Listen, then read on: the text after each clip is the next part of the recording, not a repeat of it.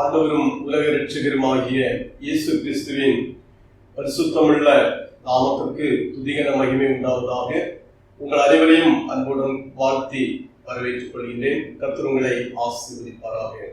நாம் அனைவரும் இணைந்து இரட்சணிய பாடல்கள் 31ஆம் பாடல் இணைந்து பாடுவோம். ஆராதனை ஆராதனை துதி ஆராதனை ஆராதனை. ஆராதனை ஆராதனை துதி ஆராதனை ஆராதனை ஆராதனை ஆராதனை துதி ஆராதனை ஆராதனை காலையிலும் மாலையிலும் ஆராதனை அப்பாவுக்கே. காலையிலும் மாலையிலும் ஆராதனை அப்பாவுக்கே. தூயாவியே உமக்கு ஆராதனை, துணையாளரே உமக்கு ஆராதனை. தூயாவியே உமக்கு ஆராதனை, துணையாளரே உமக்கு ஆராதனை. வானபிதாவே உமக்கு ஆராதனை, வழிகாட்டியே உமக்கு ஆராதனை. வானபிதாவே உமக்கு ஆராதனை, வழிகாட்டியே உமக்கு ஆராதனை. ஆராதனை ஆராதனை துதி ஆராதனை ஆராதனை. ஜீவவாரியே உமக்கு ஆராதனை, ஜீவ தண்ணீரே உமக்கு ஆராதனை. ஜீவவாரியே உமக்கு ஆராதனை, ஜீவ தண்ணீரே உமக்கு ஆராதனை. மேக ஸ்தம்பமே உமக்கு ஆராதனை, மேசியாவே உமக்கு ஆராதனை. மேக ஸ்தம்பமே உமக்கு ஆராதனை, மேசியாவே உமக்கு ஆராதனை. ஆராதனை ஆராதனை துதி ஆராதனை ஆராதனை. அப்பா பிதாவே உமக்கு ஆராதனை, மறுரூபமானவரே ஆராதனை. அப்பா பிதாவே உமக்கு ஆராதனை, மறுரூபமானவரே ஆராதனை. கண்மாலையே உமக்கு ஆராதனை, காண்பவரே உமக்கு ஆராதனை. கண்மாலையே உமக்கு ஆராதனை, காண்பவரே உமக்கு ஆராதனை. ஆராதனை ஆராதனை துதி ஆராதனை ஆராதனை.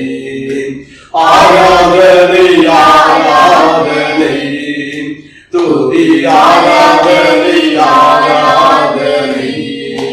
காலையிலும் மாலையிலும் ஆராதனை அப்பாவுக்கே. காலையிலும் மாலையிலும் ஆராதனை அப்பாவுக்கே.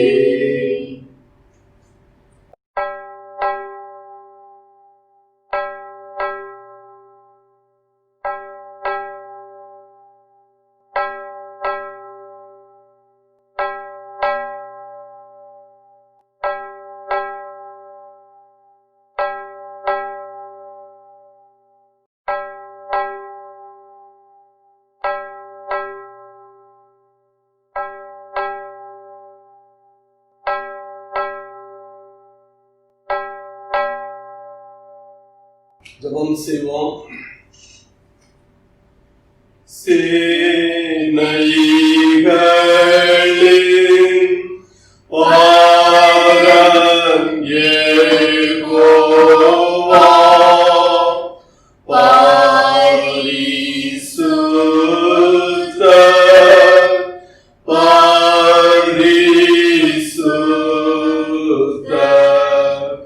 பரிசுத்த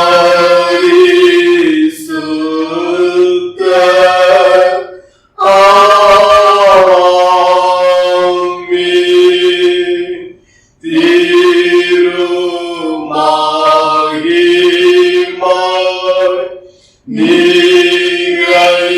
நிறைந்தவரா, பாரிலெங்கும் அல்லேலூயா.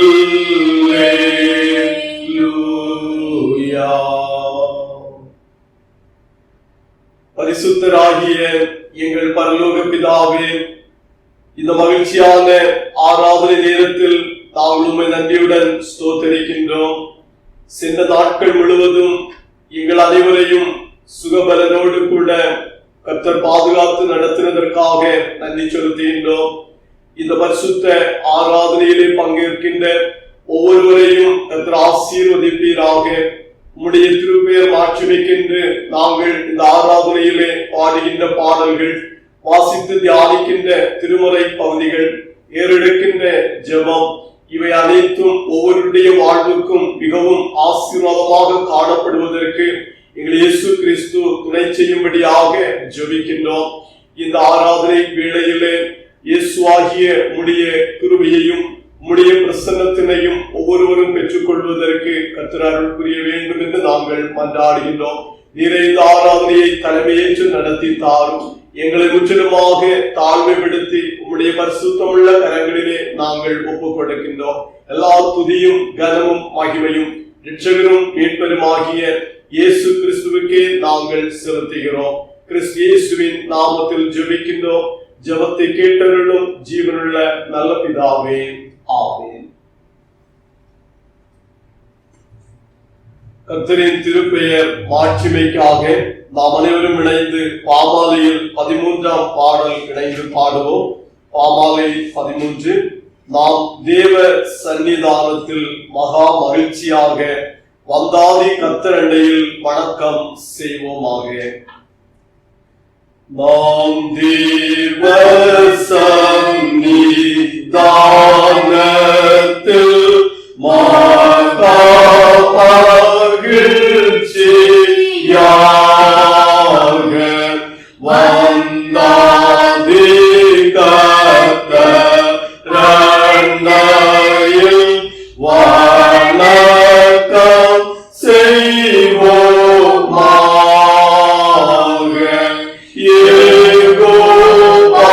யெகோவாவுக்கு நிகர் யாவும் நன்றாக செய்கிறார். கர்த்தாவுக்கு புகழ்ச்சி. கர்த்தாதி கர்த்தர் ஞானத்தால் யாவற்றையும் நன்றாக படைத்து திட்டம் செய்ததால் மாவண்ணமாக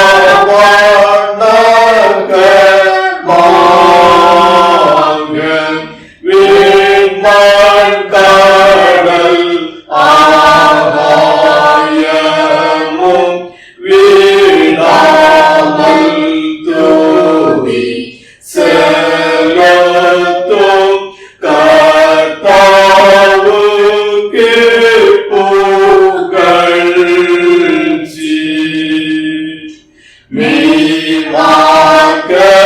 மெய்வாக்கத்தாரி கர்த்தரை துதித்து கொண்டிருங்கள். அவர் சிறந்த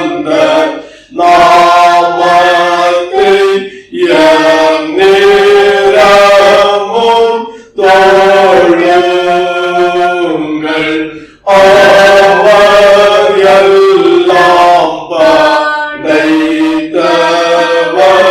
கர்த்தாதி கர்த்தர் ரானவர் கர்த்தாவுக்கே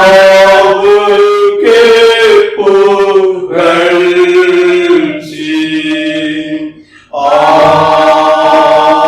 ஆமென். நமது திருச்சபையின் காலை மாலை ஆராதனை முறைமைகள். இரண்டாம் ஆராதனை முறைமை, நாம் கடவுளை தொழுவோம். கடவுள் ஆவியாய் இருக்கிறார். அவரை தொழுது கொள்கிறவர்கள் ஆவியோடும் உண்மையோடும் அவரை தொழுது கொள்ள வேண்டும். இது கர்த்தர் உண்டு பண்ணின நாள், இதிலே களி கூர்ந்து மகிழ கடவோம். கடவுள் ஒளியாய் இருக்கிறார். அவரில் எவ்வளவேனும் இருள் இல்லை. அவர் ஒளியில் இருக்கிறது போல நாமும் ஒளியிலே நடந்தால் ஒருவரோடு ஒருவர் ஐக்கியப்பட்டிருப்போம். அவருடைய குமாரனார் இயேசு கிறிஸ்துவின் இரத்தம் சகல பாவங்களையும் நீக்கி நம்மை சுத்திகரிக்கும். ஆண்டவரே, எங்கள் உதடுகளை திறந்தருளும். பிதாவுக்கும் குமாரனுக்கும் பரிசுத்த ஆவிக்கும் மகிமை உண்டாவதாக.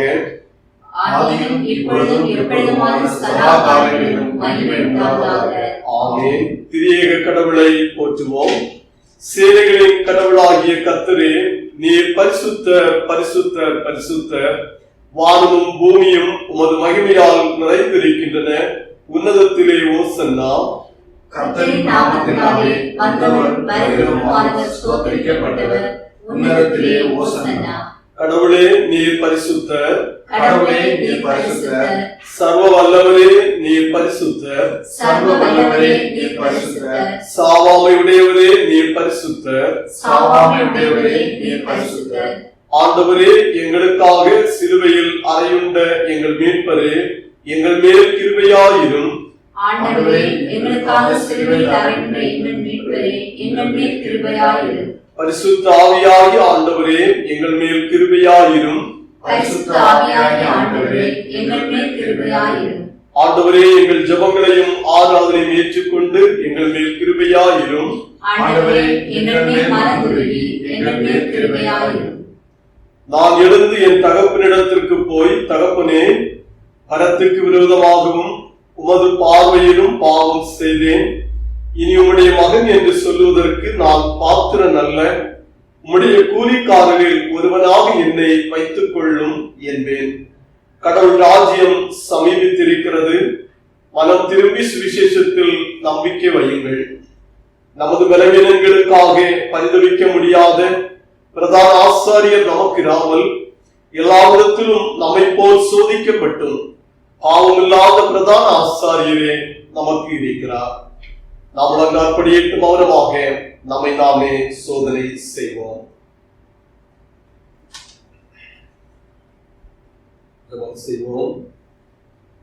சர்வ வல்லமை பொருந்தியவரான இயேசு கிறிஸ்து ஆகிய இரட்சகரை நோக்கி பார்ப்போம். அவருடைய திருக்கரங்களிலே நம்மை அர்ப்பணித்து நாம் செய்த தவறுகளை அறிக்கையிட்டு, இயேசுவே என்னை மன்னித்து ஏற்றுக்கொள்ளும் என்று நாம் அவரிடத்துல ஜெபிப்போம்.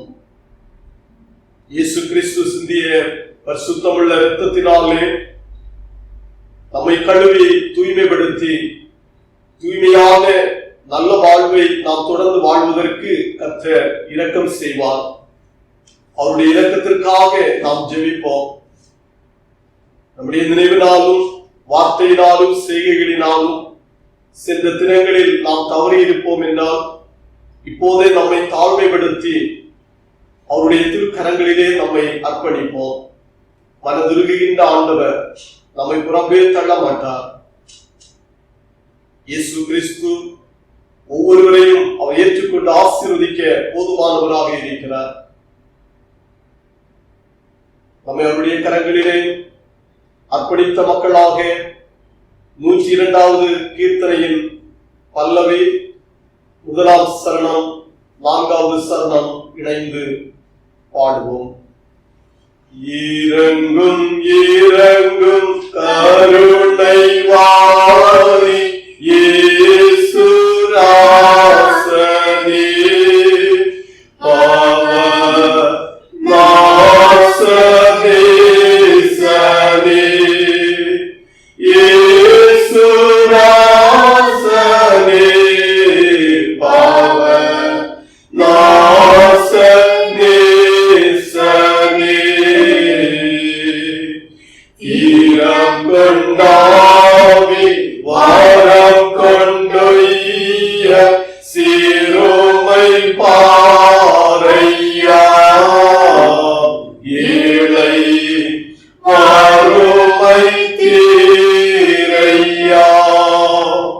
சிறுமை பாரையா ஏழை வறுமை தீரையா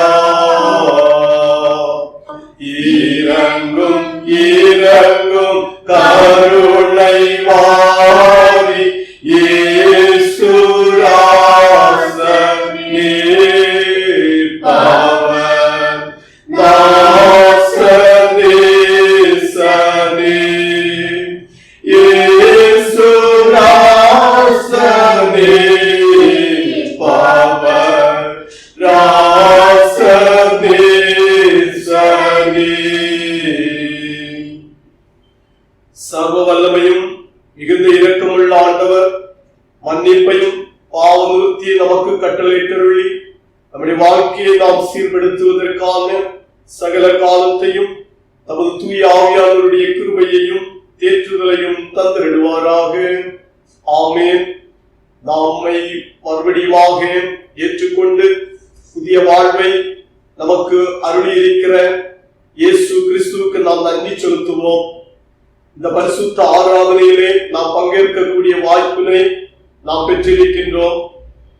சென்ற தினங்களிலே நம்முடைய பணிவிடைகளிலும் வாழ்விலும் கர்த்தர் தலைமையாக இருந்து வேண்டிய நேரங்களில் ஆலோசனைகளை தந்து நம்மை கண்ணின்மணியை போன்று காத்து வந்தார். போய் வந்த பயணங்களிலெல்லாம் நம்முடைய பயணத்திற்கு முன்பதாக கர்த்தருடைய பிரசன்னம் செல்லவும் பாதைகளை சுவைப்படுத்தி தடைகள் நேரிடாதபடிக்கு நாம் பயணித்து வர உதவி செய்தார். ஸ்தோத்திரம் சொல்லுவோம். நமக்கு தந்திருக்கிற பெற்றோர்களுக்காக, வாழ்வு துணை பிள்ளைகளுக்காக நன்றி செலுத்துவோம். நமக்கு கிடைக்க பெற்றிருக்கிற பணிவிடைகளுக்காக ஸ்தோத்திரம் சொல்லுவோம். பிள்ளைகளுடைய கல்விக்காக, பிள்ளைகளின் வாழ்வின் வளர்ச்சிகளை கண்டு நாம் மகிழ்வதற்கு கர்த்தர் கிருபை செய்திருப்பதற்காக நன்றி செலுத்துவோம். உலக அளவிலே பாதிக்கப்பட்டிருக்கிற இந்த நோயின் தாக்குதல் பயங்கரமான சூழல்களிலே, பல கஷ்டமான நெருக்கடியின் வேளைகளிலே எல்லாம் நம்மை கர்த்தர் பாதுகாத்து அவருடைய சட்டைகளின் நிழலில் மூடி மறைத்துக் கொண்டு ஆபத்துக்கள் நேரிடாதபடிக்கு இம்மட்டும் நம்மை தூக்கி சுமந்து வந்ததை எண்ணி நாம் நன்றி செலுத்துவோம். இயேசு கிறிஸ்து நம்மை ஒருபோதும் கைவிடாதவராக இம்மட்டும் பாதுகாத்தார். இன்னமும் அவர் நம்மை நடத்தி நம்முடைய வாழ்வுக்கு என்னென்ன தேவைகள் வேண்டுமோ அதை எல்லாவற்றையும் கர்த்தர் அருளுவார் என்ற விசுவாசத்தோடு அவரை ஸ்தோத்தரிப்போம். கடந்த தினங்களிலே நாம் சோர்வுற்றிருந்த வேளைகள் உண்டு, கலங்கி தவித்த வேளைகள் உண்டு, பல்வேறு இழப்புகளை சந்தித்த நேரங்கள் உண்டு. ஆனாலும் கர்த்தர் மகனே மகளே உங்கள் உள்ளம் கலங்காதிருப்பதாக, தேவனிடத்தில் விசுவாசமாய் இருங்கள் என்று சொல்லி நம்மை திடப்படுத்தினார். உலகம் கொடுக்க கூடாத சமாதானத்தினால் நம்மை ஆசீர்வதித்தார். நன்றி செலுத்துவோம். நாம் இணைந்து ஸ்தோத்திர ஜெபத்தை ஏறெடுப்போம். என் ஆத்துமாவே கர்த்தரை ஸ்தோத்திரி, என் முழு உள்ளமே அவருடைய பரிசுத்த நாமத்தை ஸ்தோத்திரி. என் ஆத்துமாவே கர்த்தரை ஸ்தோத்திரி, கர்த்தர் செய்த சகல உபகாரங்களையும் மறவாதே. ஆமென்.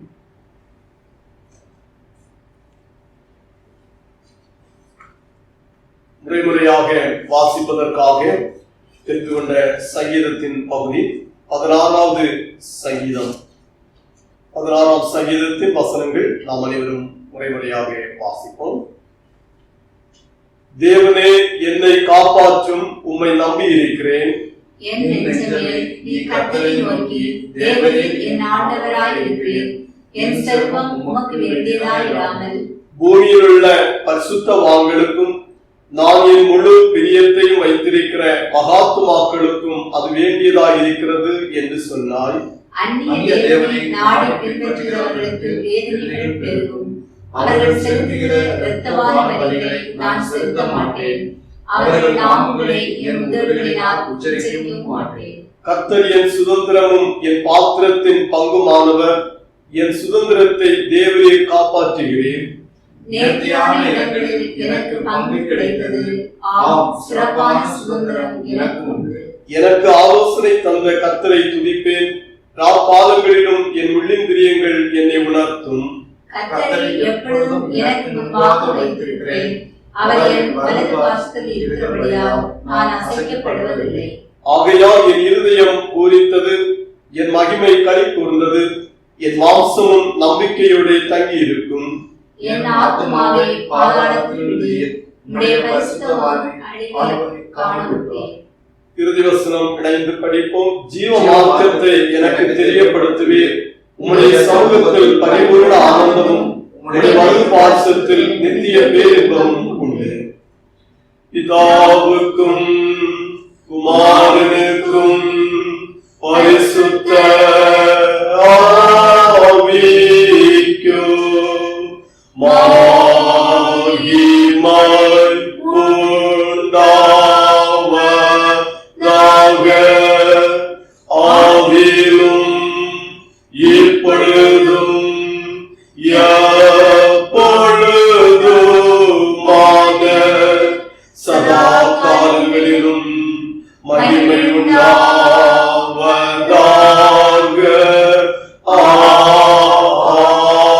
ஆமென். திருமறை பாடம் படிக்க கேளுங்கள். முதலாவது பழைய ஏற்பாட்டின் திருமறை பகுதி.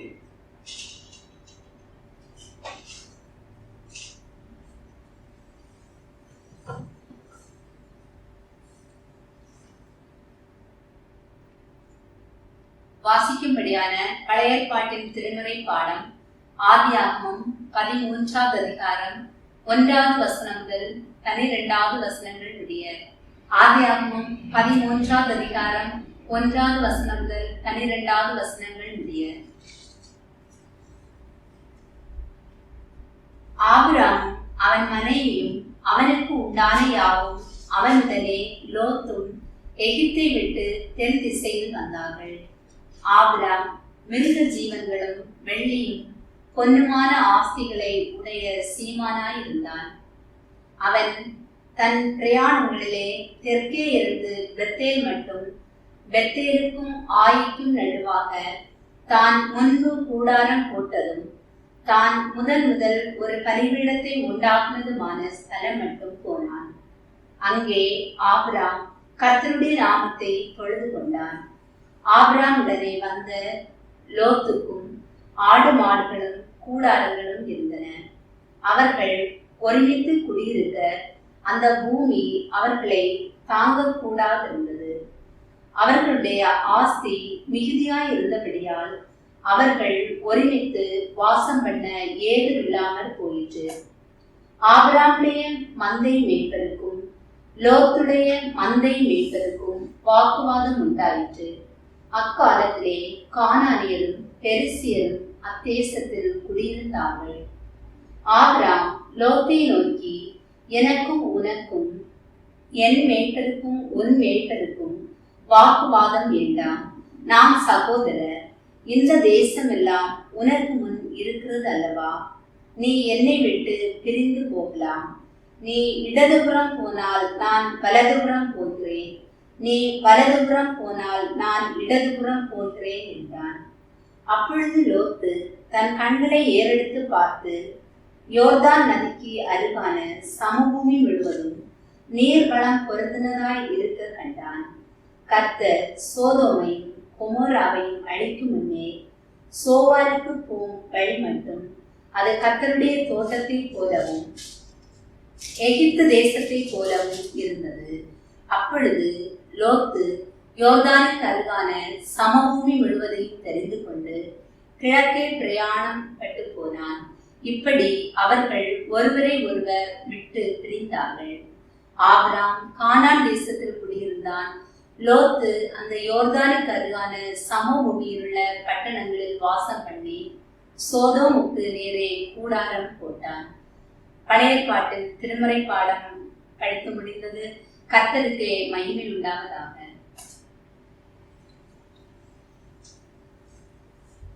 சுவிசேஷ திருமுறை பாடம். பரிசுத்த மத்தேயு எழுதின சுவிசேஷம் 20ஆம் அதிகாரம் 1ஆம் வசனம் துவங்கி 16வது வசனம் முடிய. பரிசுத்த மத்தேயு 20ஆம் அதிகாரம் முதல் 16 வசனங்கள். பரலோக ராஜ்யம் வீட்டஜமானாகிய ஒரு மனுஷனுக்கு ஒப்பாயிருக்கிறது. அவன் தன் திராட்சை தோட்டத்துக்கு வேலையாட்களை அமர்த்த அதிகாலையிலே புறப்பட்டான். வேலையாட்களுடன் நாளொன்றுக்கு ஒரு பணம் கூலி பேசி அவர்களை தன் திராட்சை தோட்டத்துக்கு அனுப்பினான். 3ஆம் மணி வேளையிலும் அவன் புறப்பட்டு போய் கடை தெருவிலே சும்மா நிற்கிற வேறு சிலரை கண்டு, நீங்களும் திராட்சை தோட்டத்துக்கு போங்கள், நியாயமானபடி உங்களுக்கு கூலி கொடுப்பேன் என்றான். அவர்களும் போனார்கள். மறுபடியும் 6ஆம் 9ஆம் மணி வேளையிலும் அவன் போய் அப்படியே செய்தான். 11ஆம் மணி வேளையிலும் அவன் போய் சும்மா நிற்கிற வேறு சிலரை கண்டு, நீங்கள் பகல் முழுவதும் இங்கே சும்மா நிற்கிறது என்ன என்று கேட்டான். அதற்கு அவர்கள், ஒருவரும் எங்களுக்கு வேலையிடவில்லை என்றார்கள். அவன் அவர்களை நோக்கி, நீங்களும் திராட்சை தோட்டத்துக்கு போங்கள், நியாயமானபடி கூலி பெற்றுக் கொள்வீர்கள் என்றான்.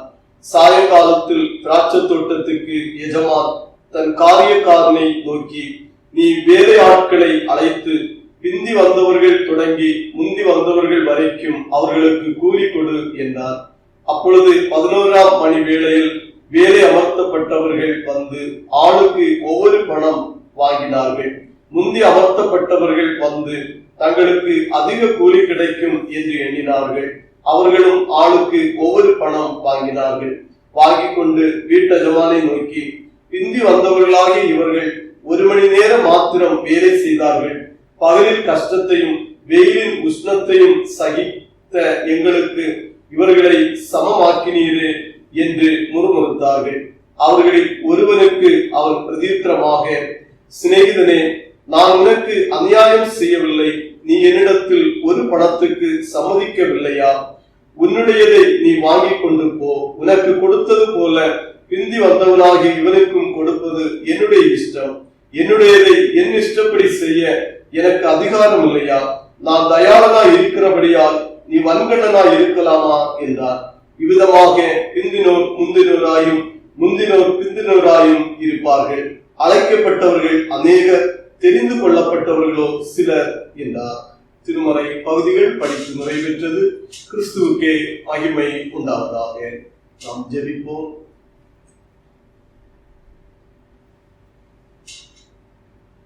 எல்லா மக்களுடைய ஜெபத்தையும் கேட்டு பதில் அருளி ஆசீர்வதிப்பவரான எங்கள் அன்பின் இயேசுவே, நாங்கள் உம்மை நன்றியோடு ஸ்தோத்தரிக்கின்றோம். இந்த பரிசுத்த ஆராதனையிலே பங்கெடுக்கவும், இந்த ஜெப நேரத்திலே நாங்கள் எங்களை தாழ்மைப்படுத்தி உடைய திருப்பாதம் பணிந்து இயேசுவாகிய இரட்சகரோடு நாங்கள் பேசக்கூடிய வாய்ப்பை கர்த்தர் எங்களுக்கு தந்தே ஸ்தோத்திரங்கள் தாமே. உம்மோடு நாங்கள் பேசுவது எவ்வளவு இன்பமானது. எங்கள் வாழ்க்கையிலே மிகவும் மகிழ்ச்சியின் நேரமாக காணப்படுகிறது. உம்மை நோக்கி பார்க்கின்றோம்.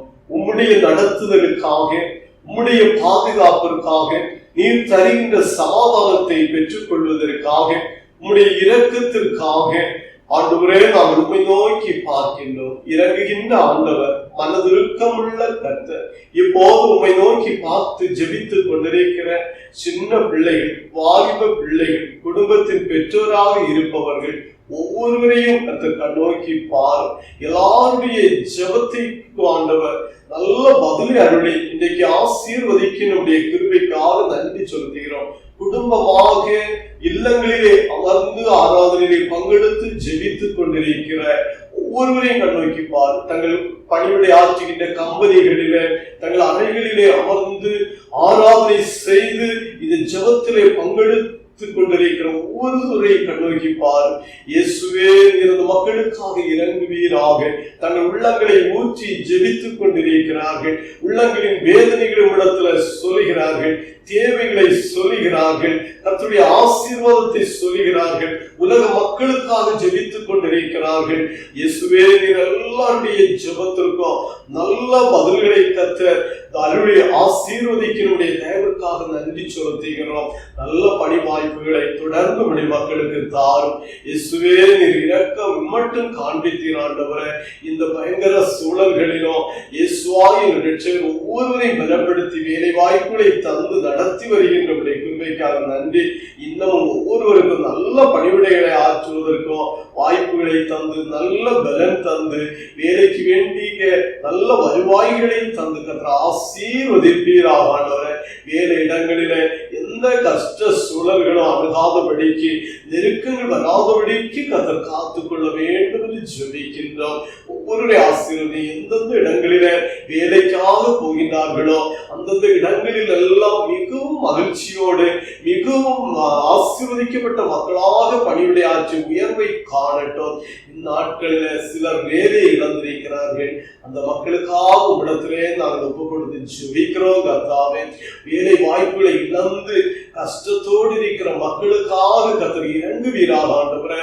இனி நாங்கள் எப்படி வாழ்க்கையை நடத்துவது என்று வேதனையோடு இருக்கிறார்கள். அநேக முயற்சி எடுத்து பார்த்தோம், வேலைகள் கிடைக்கப்படாமல் இருக்கிற அருமையானவர்களுக்காக கர்த்தர் இறங்குவீராக. அற்புதங்களின் ஆண்டவர் தயவு கூர்ந்து தம் பிள்ளைகளுக்கு ஒரு வேலை வாய்ப்பை ஆண்டவர் தர வேண்டும் என்று நாங்கள் ஜெபிக்கிறோம்.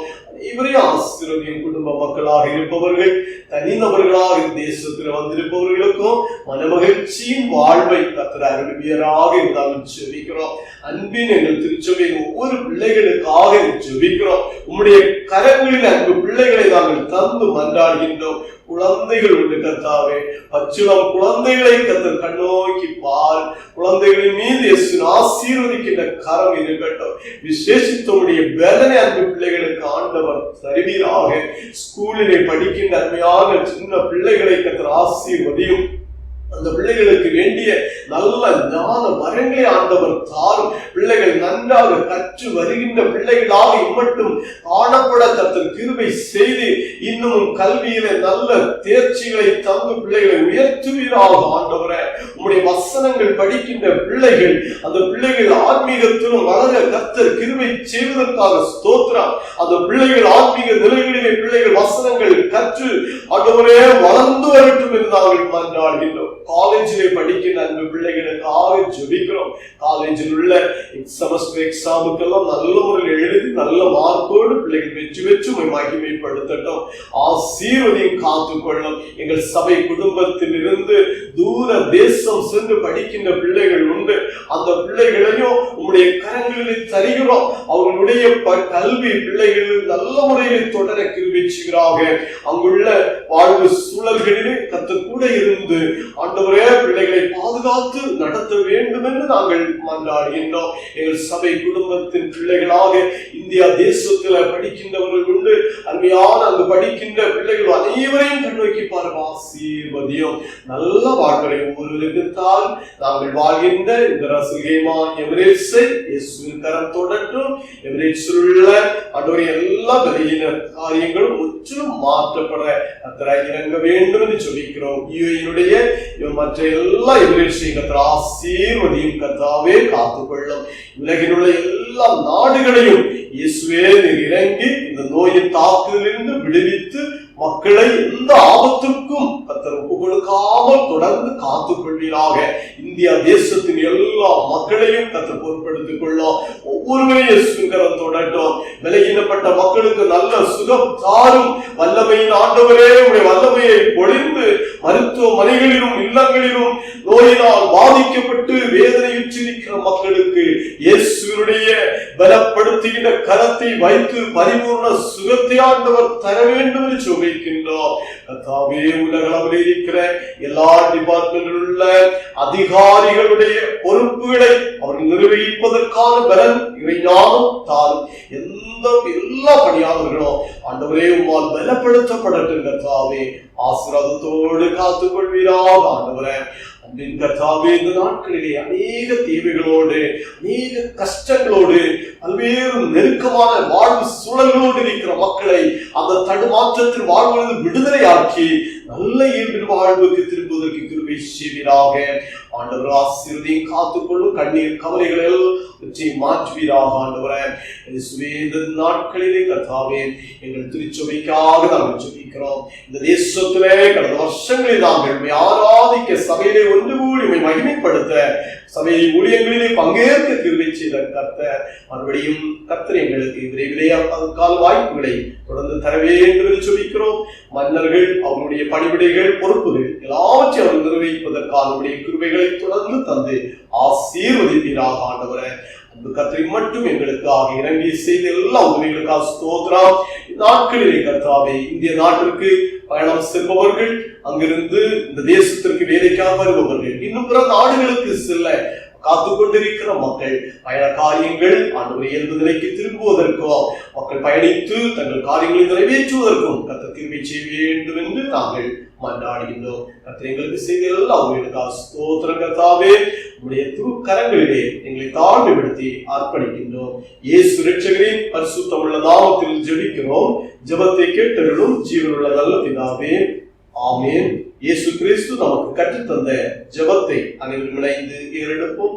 பரமண்டலங்களில் இருக்கிற எங்கள் பிதாவே, உம்முடைய நாமம் பரிசுத்தப்படுவதாக, உம்முடைய ராஜ்யம் வருவதாக, உம்முடைய சித்தம் பரமண்டலத்திலே செய்யப்படுகிறது போல பூலோகத்திலும் செய்யப்படுவதாக. எங்களுக்கு வேண்டிய ஆகாரத்தை இன்று எங்களுக்கு தார். எங்கள் கடனாளிகளுக்கு நாங்கள் மன்னிக்கிறது போல எங்கள் கடன்களை எங்களுக்கு மன்னியும். எங்களை சோதனைக்குள் பிரவேசிக்க பண்ணாமல் தீமையை ரட்சித்துக் கொள்ளும். ராஜ்யமும் வல்லமையும் மகிமையும் இன்றைக்கு உடையவே. ஆமென். கர்த்தருடைய வசனத்தை நாம் தியானிப்பதற்கு முன்பதாக இரட்சணிய பாடல்கள் 114 பாடல் பாடுவோம். இரட்சணிய பாடல்கள் 114 முதலாம் சரணம் 3-4 சரணம் பாடுவோம். கர்த்தரின் கை குறுகவில்லை, கர்த்தரின் வாக்கு மாறிடாதே, சுத்தகராய் மாறிடவே, சுதந்தருள் புரிந்தனரே, சுத்தகராய் மாறிடவே, சுதந்தருள் புரிந்தனரே. விசுவாசியே நீ பாராதே, விசுவாசியே நீ கலங்காதே, விசுவாசியே நீ பாராதே, விசுவாசியே நீ கலங்காதே, விசுவாசத்தால் நீதிமான் இன்றும் என்றும் பிழைப்பான், விசுவாசத்தால் நீதிமான் இன்றும் என்றும் பிழைப்பான். திருச்சபையில் கிரியை செய்வார், திவ்ய அன்பில் பெருகிடுவார், தலைமுறையார் தலைமுறையார் தழுத்திட அருள் புரிவார், தலைமுறையாய் தலைமுறையாய் தழுத்திட அருள் புரிவார். விசுவாசியே நீ பதறாதே, விசுவாசியே நீ கலங்காதே, விசுவாசியே நீ பதறாதே, விசுவாசியே நீ கலங்காதே, விசுவாசத்தால் நீதிமான் இன்றும் என்றும் பிழைப்பான், விசுவாசத்தால் நீதிமான் இன்றும் என்றும் பிழைப்பான். நெஞ்சமிதி அஞ்சிடாதே, தஞ்சம் இயேசுவின் நரனே, தம் ஜனத்தை சீக்கிரமாய் தம்முடன் சேர்த்துக் கொள்வார், தம் ஜனத்தை சீக்கிரமாய் தம்முடன் சேர்த்துக் கொள்வார். விசுவாசியே நீ பதறாதே, விசுவாசியே நீ கலங்காதே, விசுவாசியே நீ பதறாதே, விசுவாசியே நீ கலங்காதே, விசுவாசத்தால் நீதிமான் இன்றும் என்றும் பிழைப்பான், விசுவாசத்தால் நீதிமான் இன்றும் என்றும் பிழைப்பான். ஆண்டவரும் இரட்சகருமாகிய இயேசு கிறிஸ்துவின் இனிய நாமத்தில் உங்கள் அனைவரையும் அன்போடு வாழ்த்துகின்றேன். இந்நாளில் நாம் கர்த்தருடைய வசனத்தை தியானிப்பதற்காக கடவுள் நமக்கு கிருபை செய்திருக்கிறார். ஆண்டவர் நம்மோடு கூட இந்த வசனங்களினால் இன்றைக்கு பேசவும் நம்மை ஆசீர்வதிக்கவும் கர்த்தர் இருப்பதற்காக நாம் அவருக்கு நன்றி செலுத்துவோம். இந்த ஆளிலே நமக்கு தென்னிந்திய திருச்சபையில் இருந்து கிடைக்கப்பட்டிருக்கிற தலைப்பு அமைதியும் முரண்பாடுகளுக்கான தீர்வும், பீஸ் அண்ட் கான்ஃபிளிக்ட் ரெசல்யூஷன் என்ற தலைப்பை மையமாக வைத்து நாம் சில நிமிடங்கள் கர்த்தருடைய வசனத்தை நாம் தியானிப்போம். தியான வசனம் ஆதியாகம புஸ்தகம் 13ஆம் அதிகாரம் 8ஆம் வசனம்.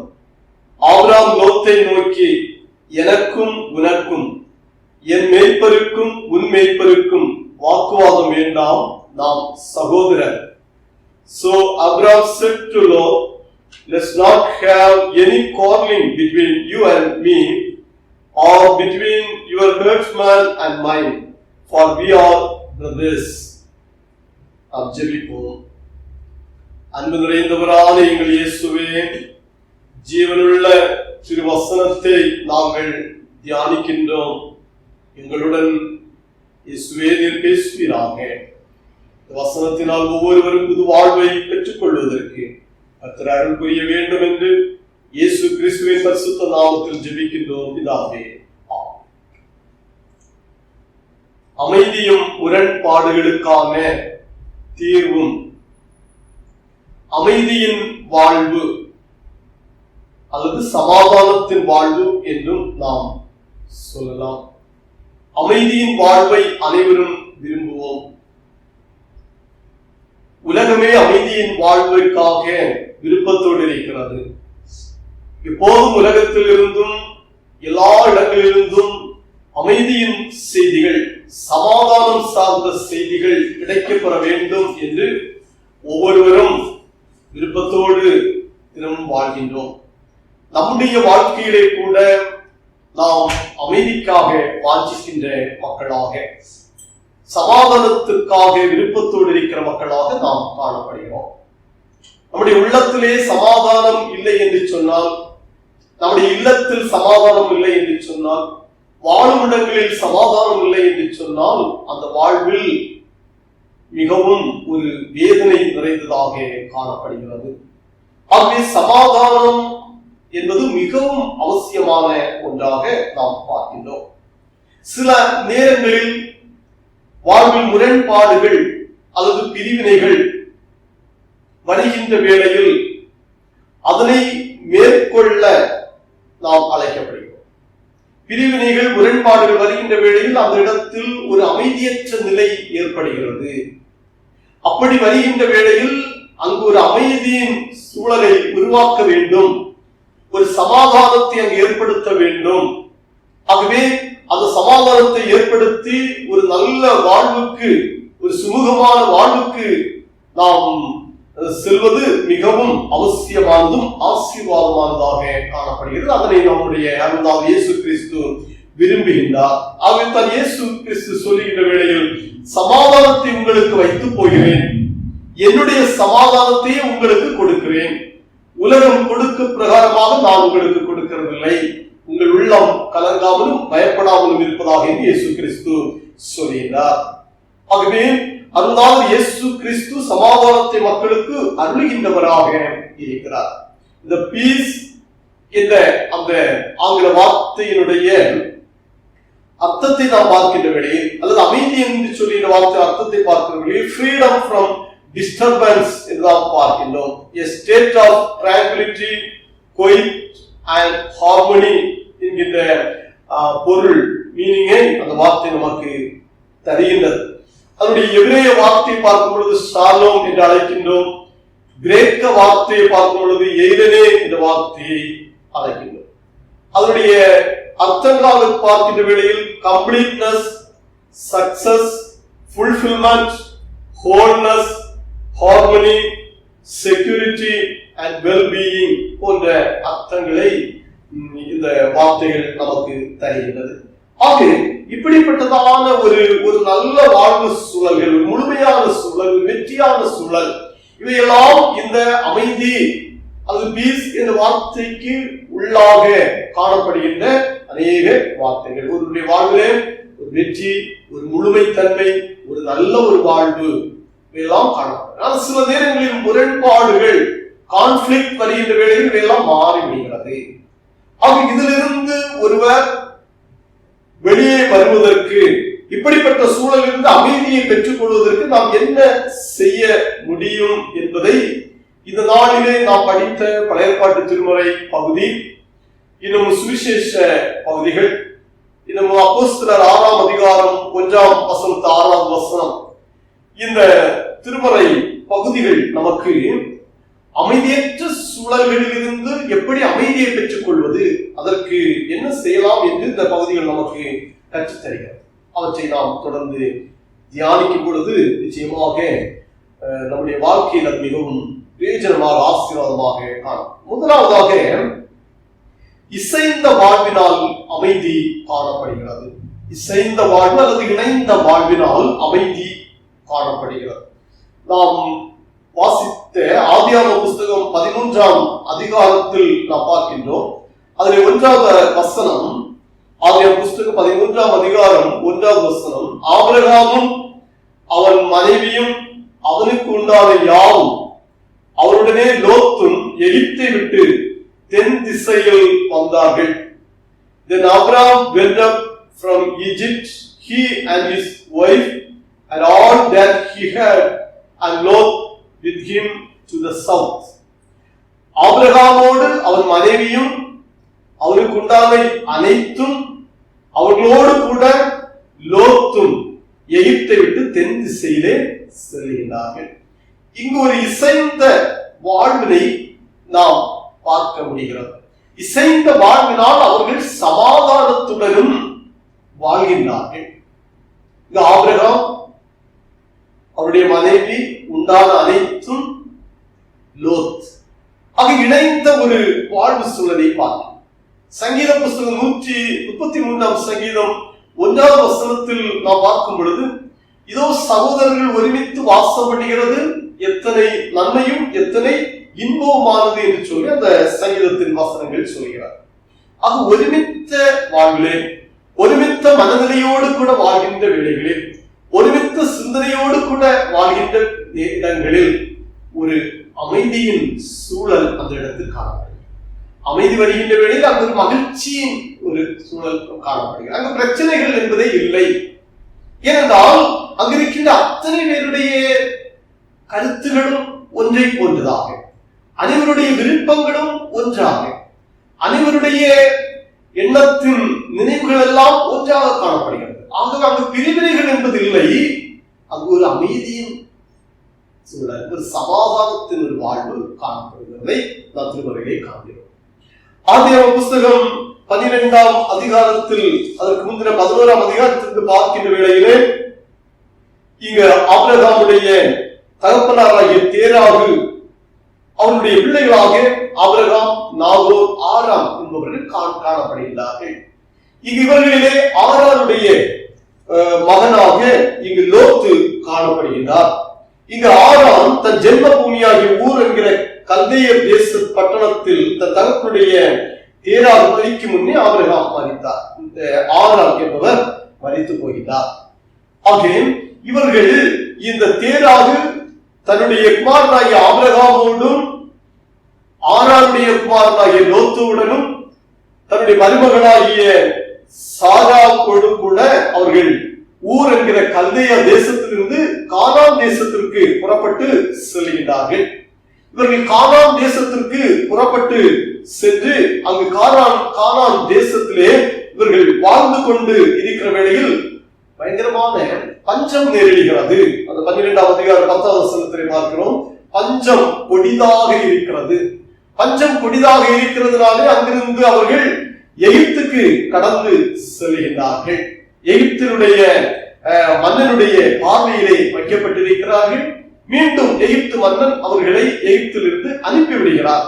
அவர்கள் மீண்டும் தாங்கள் வந்த தேசத்திற்கு கடந்து செல்ல முற்படுகின்றார்கள். அப்படி கடந்து செல்லுகின்ற வேளையில் ஆபிரகாம் பெத்தேலிலே ஒரு பலிபீடத்தை கட்டியிருந்தார். அந்த பெத்தேலுக்கு அவர்கள் வந்து கடவுளுக்கு பலியை செலுத்துகின்றார்கள். ஒருமித்து இருந்தவர்கள் ஒருமித்து பயணம் செய்தார்கள். அந்த பயணத்திலே ஒரு அமைதி. ஒருமித்து போற இடங்களில் எல்லாம் கானானிலே ஒருமித்து வாழ்ந்தார்கள். அங்கு ஒரு சமாதானமான ஒரு வாழ்வு. அங்கிருந்து எகிப்துக்கு செல்கின்றார்கள். பஞ்சத்திலும் ஒரு சமாதானமான வாழ்வு. எகிப்திலிருந்து மீண்டுமாக திரும்பி வருகின்றார்கள். அங்கும் சமாதானம்.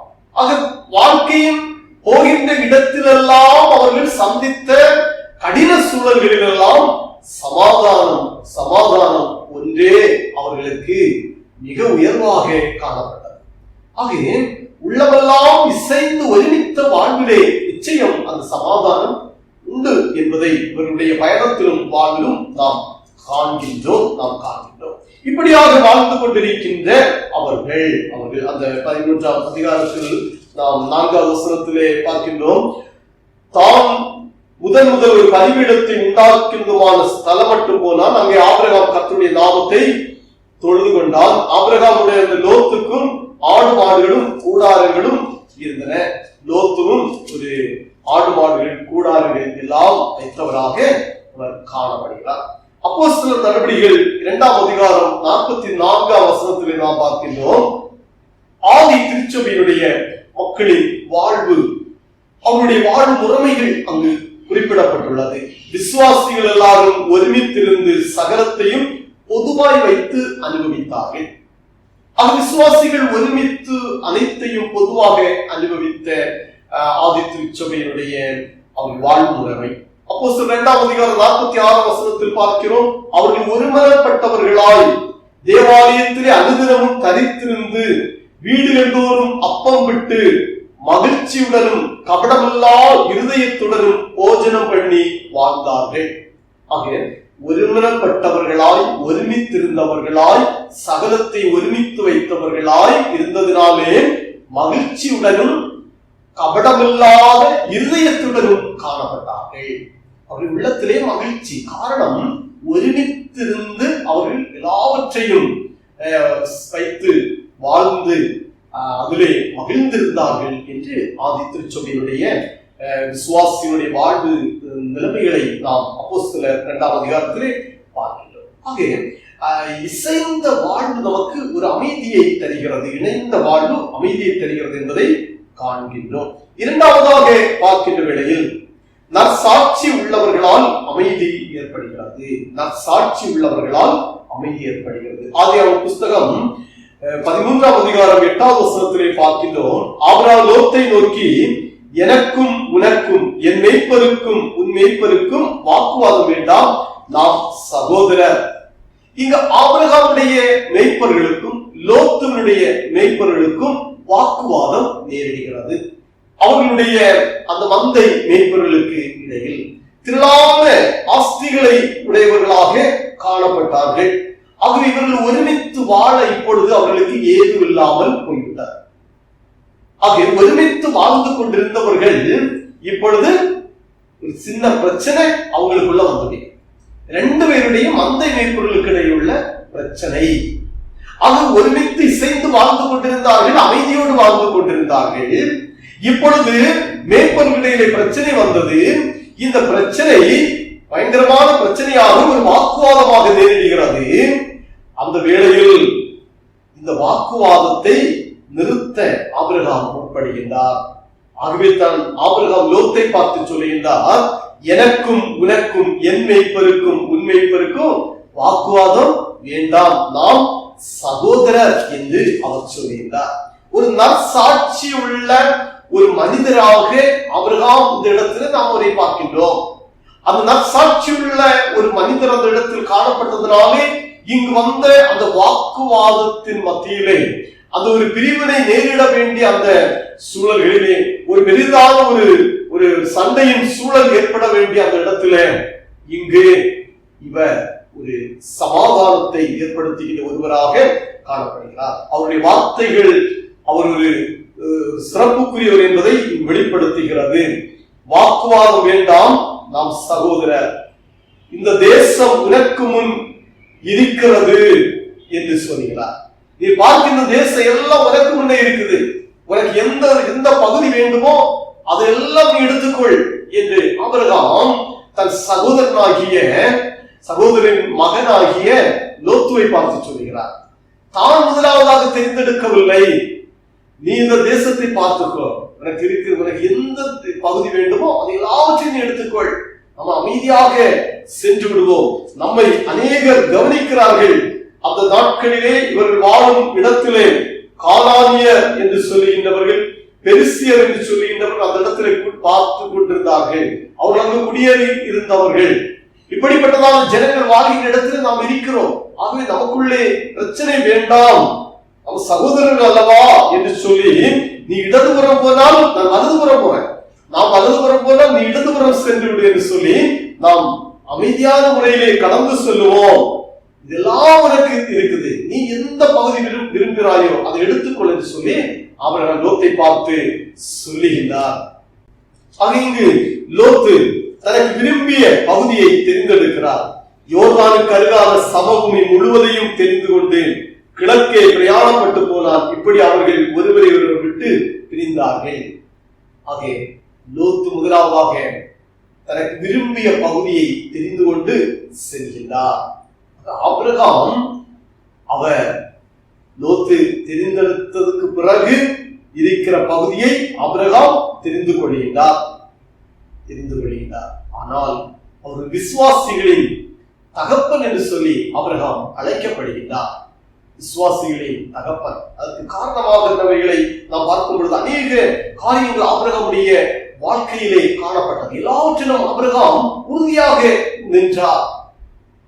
தன்னை சார்ந்தவர்களிடத்திற்கு அந்த தெரிந்தெடுப்பிற்கு முதன்மை இடத்தை கொடுப்பதிலும் அவர் உறுதியாக இருந்தார். கர்த்தர் என்னை நடத்துவார், கர்த்தர் என்னை இன்னமும் பாதுகாத்துக் கொள்ளுவார், அவர் எனக்கு இன்னமும் வழிகாட்டியாக இருப்பார், நான் தெரிந்தெடுத்த பகுதிகளை அவர் இன்னமும் பலப்படுத்துவார் என்று சொல்லுகின்றதான ஒரு விசுவாச உறுதியோடு கூட ஆபிரகாம் காணப்படுவதை நாம் பார்க்கின்றோம். ஆக நற்சாட்சி உள்ள ஒருவராக இருந்ததினாலே அந்த இடத்தில் காணப்பட்ட அந்த பிரிவினையிலே ஒரு அமைதியை அங்கு ஏற்படுத்தினார் என்று நாம் பார்க்கின்றோம். அப்போஸ்தலர் நடவடிக்கைகள் 6ஆம் அதிகாரம் 1வது வசனத்திலிருந்து பார்க்கும் பொழுது, அப்போஸ்தலர் நடவடிக்கைகள் 6ஆம் அதிகாரம் 1வது வசனத்திலே, அந்நாட்களிலே சீஷர்களுடைய எண்ணிக்கை அதிகரித்த வேளையில் கிரேக்கரானவர்கள் எபிரேயருக்கு விரோதமாக முறுமுறுக்கின்றார்கள். கிரேக்க நாட்டை சார்ந்த அந்த விதவைகளை அன்றாட விசாரிப்பிலே அவர்கள் திட்டமாய் விசாரிக்கப்படவில்லை என்ற எண்ணத்தினாலே அவர்கள் எபிரேயருக்கு விரோதமாக முறுமுறுக்கிறார்கள். முறுமுறுத்து இதற்கு தகுந்ததான பந்தி விசாரிப்புக்காரர்களை ஏற்படுத்த வேண்டும் என்று சொல்லுகின்ற ஒரு முறுமுறுப்பை முன்வைக்கின்றார்கள். இது நிமித்தமாக 12 சீஷர்களும் அங்கிருக்க சபையாரை எல்லாரையும் கூடிவர செய்து, நற்சாட்சி பெற்றவர்களை தெரிந்தெடுங்கள். உங்களுக்குள்ளே யார் நற்சாட்சி பெற்றவர்கள், உங்களுக்குள்ளே நல்ல பரிசுத்த ஆவியாருடைய கிருபையை பெற்றவர்கள் யார், நல்ல ஞானவரத்தோடு இருப்பவர்கள் யார், அதிலே 7 பேரை நீங்கள் தெரிந்தெடுங்கள் என்று சொல்லி சீஷர்கள் சொல்ல, சபையார் எல்லாரும் ஒன்று சேர்ந்து 7 பேரை தெரிந்தெடுக்கிறார்கள். அப்போஸ்தலர் 6ஆம் அதிகாரம் 3வது வசனத்திலே பார்க்கிறோம், நற்சாட்சி பெற்றிருக்கிற 7 பேரை உங்களில் தெரிந்து கொள்ளுங்கள், அவர்களை இந்த வேலைக்காக ஏற்படுத்துவோம் என்று சீஷர்கள் சொல்ல, இந்த யோசனை அவர்களுக்கு ஏற்புடையதாக காணப்பட்டதனாலே சபையார் எல்லாரும் கூடிவர செய்து 7 பேரை தெரிந்தெடுக்கிறார்கள். அவருடைய பெயர் 6ஆம் அதிகாரம் 5வது வசனத்திலே நாம் பார்க்கின்றோம். விசுவாசம் பரிசுத்த ஆவியும் நிறைந்தவராகிய ஸ்தேவானையும் பிலிப்பையும் இன்னும் 5 பேருடைய பெயர் அங்கு போடப்பட்டுள்ளார். இவர்களை தெரிந்தெடுத்து அப்போஸ்தலர்களுக்கு முன்பதாக நிறுத்தினார்கள். அப்போஸ்தலர் அவர்கள் மீது கைகளை வைத்து இந்த பணிவிடைகளுக்கு என்று அவர்களை பயன்படுத்தினார்கள். நற்சாட்சி பெற்றவர்களை இந்த விசாரணைக்காக, பந்தி விசாரிப்புக்காக அவர்களை தெரிந்தெடுக்கின்ற அங்கு வந்த அந்த பந்தி விசாரிப்பு சார்ந்த பிரச்சனை வந்த வேளையிலே யாரை தெரிந்தெடுப்பது, இந்த பிரச்சனை மாற வேண்டும் என்று இந்த வேளையிலே சிறந்தவர்களை தெரிந்தெடுக்க அங்கு வழிகாட்டப்பட்டதை நாம் பார்க்கின்றோம். அங்கிருந்த ஒரு பிரச்சனையின் சூழல் மாறி சமாதான சூழல் அங்கு ஏற்படுகிறதை அந்த வசனத்திலே நாம் கற்றுக்கொள்ள முடிகிறது. ஆக அமைதியற்ற வேளைகளிலே அமைதியை நிலைநாட்டுகின்ற மக்களாக நாம் வாழ்வதற்கும் அழைக்கப்படுகிறோம். மூன்றாவதாக நாம் பார்க்கின்றோம், நியாயத்தை பின்பற்றுபவர்களால் அமைதி. பிரச்சனையின் சூழலுக்கு வருகின்ற வேளையில் நியாயத்தை பின்பற்றுபவர்களால் அந்த இடத்தில் அமைதி ஏற்படுகிறது என்பதை நாம் பார்க்கின்றோம். ஆதியாகமம் புத்தகம் 13ஆம் அதிகாரம் 16வது வசனத்திலே நாம் பார்க்கின்ற வேளையில், and I will make your descendants as the dust of the earth. 13ஆம் அதிகாரம் 16வது வசனம், உன் சந்ததியை பூமியின் தூளை போல பெருக பண்ணுவேன். ஒருவன் பூமியின் தூளை எண்ணப்படுமானால் உன் சந்ததியும் எண்ணப்படும். பூமியின் தூளை போல உன் சந்ததியை நான் பெருக பண்ணுவேன் என்று சொல்லி ஆபிரகாமை பார்த்து கடவுள் சொல்லுகின்றார். தூளை போல நான் பெருகப்படுவேன், சந்ததியை நான் ஆசீர்வதித்து பெருகப்படுவேன். ஒருவன் பூமியின் தூளை எண்ணக்கூடுமானால் உன் சந்ததியும் எண்ணப்படும். நீ எழுந்து தேசத்தின் நீளமும் அகலமும் அம்மட்டும் நடந்து திரிவாயாக, உனக்கு அதை தருவேன் என்றார். தேசத்தை உனக்கு நான் ஆசீர்வதித்து தருவேன் என்று சொல்லி ஆபிரகாமை பார்த்து சொல்லிய நியாயமானதை பின்பற்றுவர்களால் அமைதியின் சூழல் ஏற்படுகிறதை நாம் காண்கிறோம். சுவிசேஷ பகுதியாக நாம் படித்தோம். மத்தேயு சுவிசேஷம் 20ஆம் அதிகாரத்தின் முதல் 16 வசனங்களை படித்தோம். பரலோக ராஜ்யம் என்பது வீட்டெஜமானாய் ஒரு மனுஷனுக்கு ஒப்பாய் இருக்கிறது என்று இந்த இடத்திலே சொல்லப்பட்டிருக்கிறது. ஒருவர் தன் திராட்சை தோட்டத்தில் வேறு ஆட்களை அமர்த்த அதிகாலையில் எழுந்து புறப்படுகிறார். தன்னுடைய திராட்சை தோட்டத்தில் வேலைக்காரர்களை அமர்த்த வேண்டும். அமர்த்துவதற்காக போய் வேலைக்காரர்களை பார்க்கின்றார். நீங்கள் வாருங்கள், என்னுடைய திராட்சை தோட்டத்தில் போய் வேலை செய்யுங்க. வேலை முடித்த பிறகு நான் உங்களுக்கு ஒரு பணம் தருகிறேன். அது ஒரு தினாரியம் என்று சொல்வார்கள். ஒரு நாள் ஒருவருடைய சம்பளமாக நான் தருகிறேன். ஆகவே சிலரை அனுப்பி வைத்தார்கள். மீண்டும் 3ஆம் மணி நேரத்திலே போகின்றார், 6ஆம் மணி நேரத்திலே போகிறார், 9ஆம் மணி நேரத்திலே அந்த வீட்டு ஜமான் போகிறார், 11ஆம் மணி நேரம் வரைக்கும் போகின்றார்.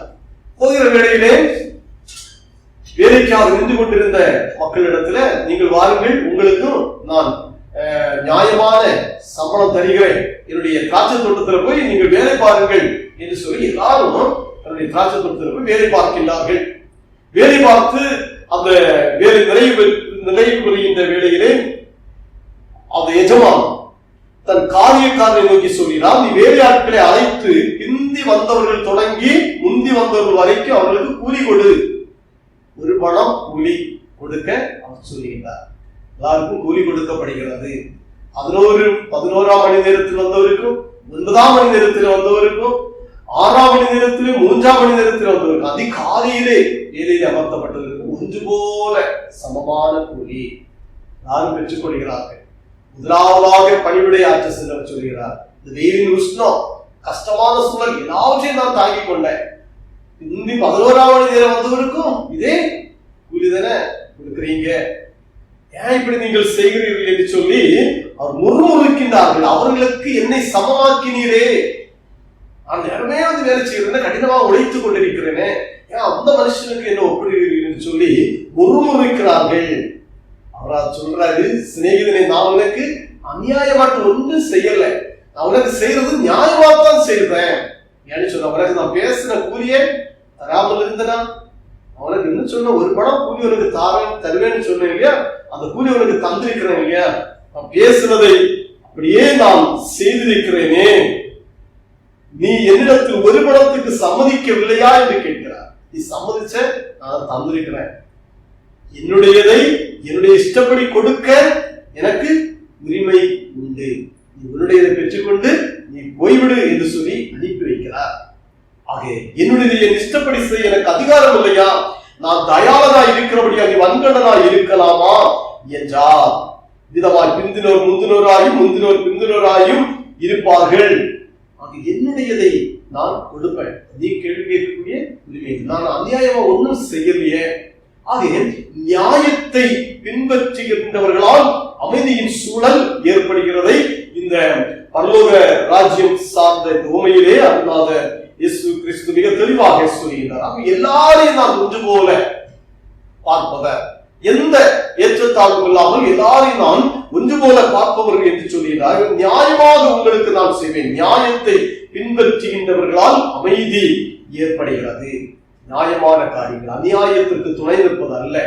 நியாயம் எது, நேர்மையானது எது, நீதி எது, அதனை நம்முடைய அருளாளர் இயேசு கிறிஸ்து கவனித்துக் கொண்டிருக்கிறார். அவர் நியாயத்தை விரும்புகின்ற ஆண்டவர், நியாயமானதைக்கு அவர் துணை செய்கின்ற கர்த்தராக காணப்படுகிறார். ஆகவே பிரிவினைகள் நாம் சிந்தனை பொருளாக நாம் பார்த்தோம். பீஸ் அண்ட் கான்ஃபிளிக்ட் ரெசல்யூஷன், அமைதியும் முரண்பாடுகளுக்கான தீர்வும். ஒரு முரண்பாடான சூழல், ஒரு பிரச்சனையும் சூழல் வருகின்ற வேளையிலே ஒரு நல்ல ஒரு மனிதர்களாக நாம் அந்த இடத்திலே காணப்பட்டு அமைதியை நிலைநாட்டுகின்றவர்களாக காணப்படுவது மிகவும் அவசியம். நாம் இன்னைக்கு முதலாவதாக தியானித்தோம், இசைந்த வாழ்வினால் அமைதி ஏற்படுகிறது.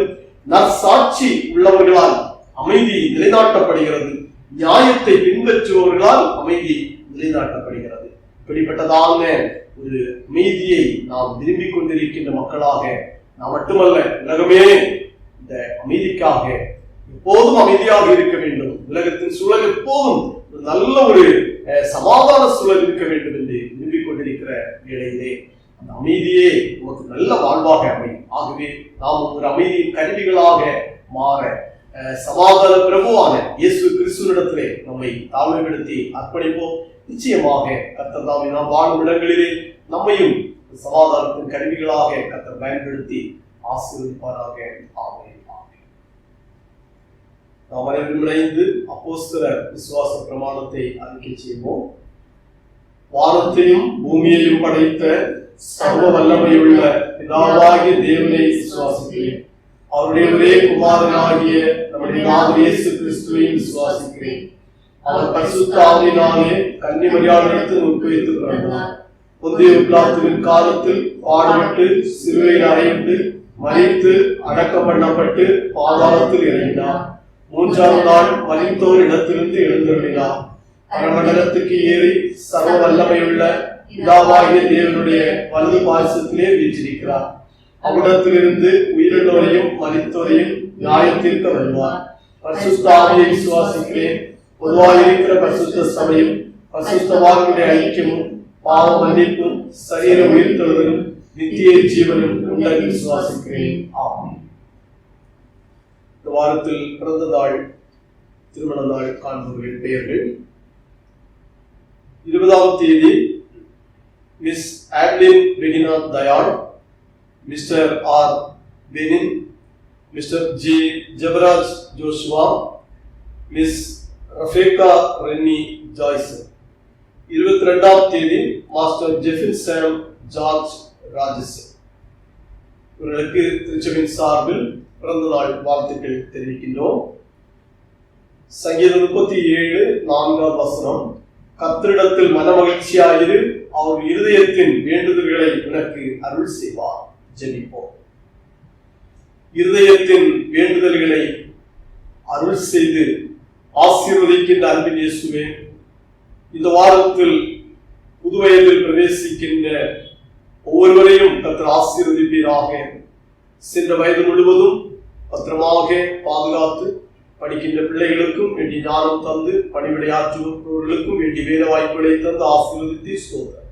புது வயதிலே இன்னமும் புதிய கிருபைகளோடு புதிய ஞானவரங்களோடு நல்ல பணிவிடைகளை ஆற்றி அனைவரும் உயர்ந்து வருவதற்கு கர்த்தர் அருள் புரிய வேண்டும் என்று ஜெபிக்கிறோம். திருச்சபை சார்பில் வாழ்த்துகிறோம். இயேசு கிறிஸ்துவின் பரிசுத்த நாமத்தில் ஜெபிக்கின்றோம் பிதாவே. ஆமென். ஆராதனையின் நிறைவு பாடலாக கீர்த்தனையில் 148ஆம் பாடல் இணைந்து பாடுவோம். கீர்த்தனை 148. பாதம் ஒன்றே வேண்டும், இந்த பாடல் எனக்கு மற்றேதும் வேண்டாம், உன் பாதம் ஒன்றே வேண்டும். பாதம் ஒன்றே வேண்டும், இந்த பாடல் எனக்கு மற்றேதும் வேண்டாம், பாதம் ஒன்றே வேண்டும்.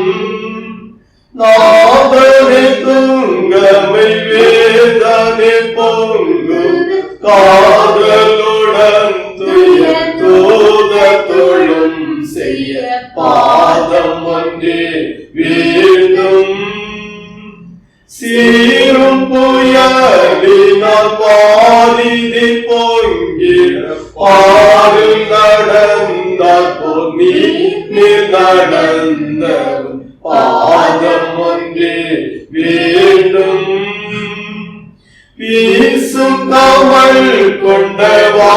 வாசனை தைலத்தை ஆசையுடன் மாறி பூசி பணிந்த பாதம் ஒன்றே வேண்டும். பாதம் அடைந்தவர் காதரவாய் பிரசாதம் அருள் இயேசுநாதமே என்றும் பாதம் ஒன்றே வேண்டும். இந்த பாடலுக்கு மற்றேதும் வேண்டாம், பாதம் ஒன்றே வேண்டும். ஜெபம் செய்வோம். அன்பு நிறைந்தவரான எங்கள் இயேசுவே, பரிசுத்த ஆராதனையின் ஆரம்பத்திலிருந்து நிறைவு வரையிலும் நாங்களுமே மகிமைப்படுத்துவதற்கும் உம்முடைய கிருபைகளை அனுபவிப்பதற்கும் கர்த்தர் கிருபை செய்ததற்காக ஸ்தோத்திரம். இந்த ஆராதனையிலே பங்கெடுத்து உம்மை மகிமைப்படுத்தி உம்முடைய கரங்களில் நிறைய ஆசியை பெற்றுக்கொண்ட ஒவ்வொருவரையும் கர்த்தர் தாமே தொடர்ந்து நல்ல மகிழ்வின் வாழ்வுகளை அருளை செய்து ஆசீர்வதித்தருள்வீராக. தினந்தோறும் கர்த்தருடன் இருந்து ஒவ்வொருவரையும் எந்த தீங்கிற்கு ஒப்புக் கொடுக்காமல் பத்திரமாக பாதுகாத்து நடத்துவீராக. இயேசுவே, உம்முடைய கிருபைகளை தொடர்ந்து எங்களுக்கு தாரும். உம்முடைய இரக்கத்தினால் நாங்கள் தொடர்ந்து புதுமையான வாழ்வுகளை கண்டுகொள்வதற்கு கர்த்தர் அருள் புரியும்படியாக நாங்கள் ஜெபிக்கிறோம். அமைதியற்ற சூழல்களிலே அமைதியை தந்து ஆசீர்வதிக்கின்ற இயேசுவே, இசைந்து வாழ்கின்ற இடங்களிலே அமைதியை நாங்கள் காண முடிகிறது. அமைதியற்ற இடங்களிலே நற்சாட்சியாளர்களாக நாங்கள் நிற்கவும், நியாயத்தை நாங்கள் பின்பற்றி அமைதியை நிலைநாட்டுகின்ற மக்களாக காணப்படுவதற்கும் உடைய வசனத்தின் மூலமாக கர்த்தர் எங்களுக்கு சொல்லி தந்திருக்கிறேன். நாங்கள் அவற்றை பின்பற்றி வாழ்ந்து அமைதியின் கருவிகளாக தொடர்ந்து செயல்பட்டு உம்மை நாங்கள் மகிமைப்படுத்த அருள் செய்ய வேண்டும் என்று ஜெபிக்கிறோம். உம்முடைய பரிசுத்தமுள்ள கரங்களிலே எங்களை தாழ்த்தி அர்ப்பணிக்கின்றோம். வருகின்ற நாட்களிலும் ஆராதித்து உம்மை மகிமைப்படுத்தக்கூடிய வாய்ப்புகளை எங்களுக்கு தர வேண்டும் என்று இடத்திலே நாங்கள் ஜெபிக்கிறோம். அனைத்து துதியும் கனமும் மகிமையும் இரட்சகரும் மீட்பருமான இயேசு கிறிஸ்துவுக்கே நாங்கள் தெரிவிக்கிறோம். கிறிஸ்து இயேசுவின் நாமத்தில் ஜெபிக்கிறோம். ஜெபங்களும் ஜீவனுள்ள நல்ல பிதாவே, ஆமென். ஆசீர்வாதம். நம்முடைய ஆண்டவராகிய இயேசு கிறிஸ்துவின் கிருபையும் பிதாவாகிய கடவுளின் அன்பும் பரிசுத்த ஆவியின் நீங்காத ஐக்கியமும் நம் அனைவரோடும் இன்றுவென்றும் சதா காலங்களிலும் தங்கி இருப்பதாக. ஆமென். ஆமென்.